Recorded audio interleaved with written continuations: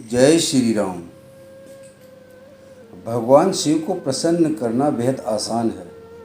असुर हो, देवता हो या फिर कोई सामान्य मनुष्य, शिव ने कभी अपने भक्तों के साथ भेदभाव नहीं किया। अगर कोई सच्चे मन और श्रद्धा के साथ उन्हें याद करता है तो वह बड़ी ही आसानी से उसे अपना बना लेते हैं और उसकी हर इच्छा को पूरी करते हैं। इसलिए महादेव के भक्त उन्हें भोलेनाथ के नाम से भी जानते हैं। ऐसा नहीं कि सभी भक्त सत्य और अच्छाई की रक्षा के लिए शिव का तप करते हैं या फिर शिव को प्रसन्न करने की कोशिश करते हैं। यही वजह है कि कभी कभार भक्तों की कड़ी तपस्या से प्रसन्न होकर उन्हें वरदान देने का खामियाजा स्वयं ईश्वर को भी भुगतना पड़ता है। भस्मासुर नामक राक्षस दुनिया का सबसे ताकतवर असुर बनना चाहता था। वह पृथ्वी का सबसे शक्तिशाली प्राणी बनकर सभी पर शासन करना चाहता था। साथ ही साथ वह शिव का बहुत बड़ा भक्त भी था।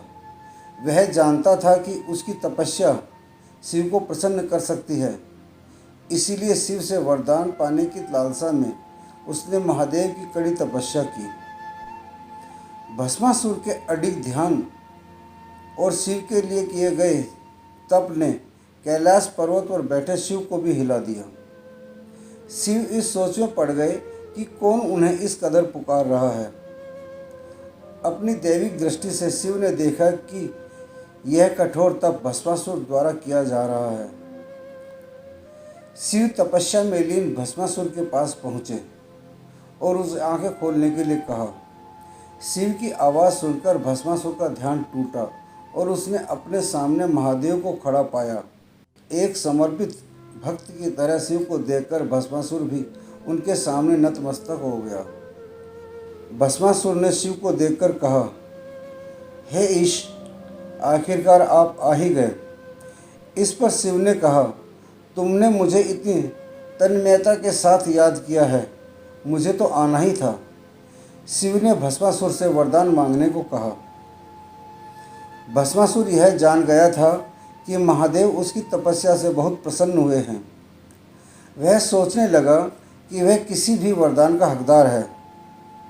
इस धारणा के साथ उसने जो वरदान मांगा उसे देना तो स्वयं भोलेनाथ के हाथ में भी संभव नहीं था। भस्मासुर ने कहा, अमरता का वरदान चाहिए, अर्थात वह हमेशा इसी पृथ्वी पर रहे और मौत भी उसका कुछ न बिगाड़ सके। इस पर शिव ने कहा कि उसकी मांग पूरी तरह से प्रकृति के नियम के विरुद्ध है, क्योंकि जिसने इस धरती पर जन्म लिया है एक न एक दिन उसका अंत निश्चित ही है। भस्मासुर अपनी मांग पर अड़ा रहा और शिव अपने कथन पर। जब भस्मासुर को लगा कि उसे कोई वरदान दिए बिना ही शिव अंतर्ध्यान हो सकते हैं तो उसने अपनी मांग बदल दी और शिव से दूसरा वरदान मांग लिया। भस्मासुर ने शिव से कहा कि वे उसे वरदान दें कि जब भी वह किसी के सिर पर हाथ रखे तो वह व्यक्ति भस्म हो जाए। शिव ने भस्मासुर की यह बात मान ली, लेकिन भस्मासुर को यह वरदान देना शिव के लिए भी आफत बन गया। जब भस्मासुर को शिव ने यह वरदान दिया कि वह किसी भी व्यक्ति के सर पर हाथ रखेगा तो वह राख में बदल जाएगा, तो सबसे पहले उसने शिव को ही अपना शिकार बनाना चाहा। शिव अपने द्वारा दिए गए वरदान को वापस नहीं ले सकते थे, इसलिए महादेव को स्वयं भस्मासुर से अपनी जान बचाने के लिए इधर उधर भटकना पड़ा।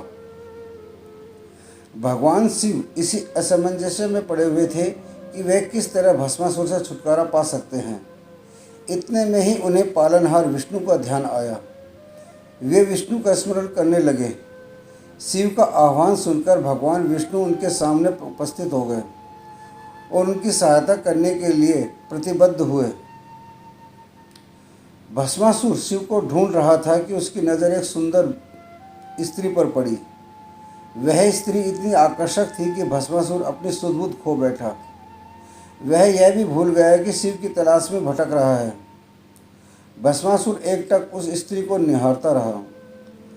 उसने इससे पहले इतनी आकर्षित स्त्री को कभी नहीं देखा था।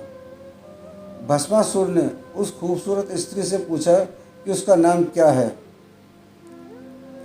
भस्मासुर के जवाब में उस स्त्री ने कहा कि वह मोहिनी है।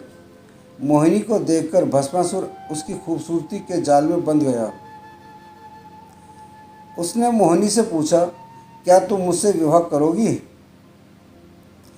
नर्तकी मोहिनी उसका सवाल सुनकर हंस पड़ी। उसने कहा, हे भस्मासुर, वह एक नृत्यांगना है और केवल उसी पुरुष से विवाह करेगी जो स्वयं बेहतरीन नर्तक हो। भस्मासुर ने अपने जीवन में कभी भी नृत्य नहीं किया था, लेकिन वह मोहिनी के कहने पर नृत्य करने के लिए तैयार भी हो गया। भस्मासुर ने मोहिनी से कहा कि अगर वह उसे नृत्य सिखाएगी तो वह अच्छा नृत्य कर सकता है। उसकी बात सुनकर मोहिनी ने कहा कि जैसे जैसे वो नृत्य करती है वैसे वैसे वह भी नृत्य करे। भस्मासुर मोहिनी के कहने के अनुसार उसकी तरह नाचने की कोशिश करने लगा। नाचते नाचते मोहिनी ने अपने सिर पर हाथ रखा और उसकी देखा देख भस्मासुर ने भी वही किया। भस्मासुर यह भूल गया कि स्वयं अपने सिर पर हाथ रखने से वह भी भस्म हो सकता है। देखा देखी भस्मासुर भी शिव का वरदान भूलकर अपना ही हाथ अपने सिर पर रख बैठा और खुद ही भस्म हो गया। इस तरह विष्णु भगवान की सहायता से भोले जी की विकट समस्या का हल हो गया। भस्मासुर से बचने के लिए भगवान महादेव जी जिस गुफा में छुपे थे उसे गुप्त धाम के नाम से जाना जाता है। इस कहानी का सार यह है कि ज्ञान और दान सुपात्र को ही देने चाहिए। जय श्री राम।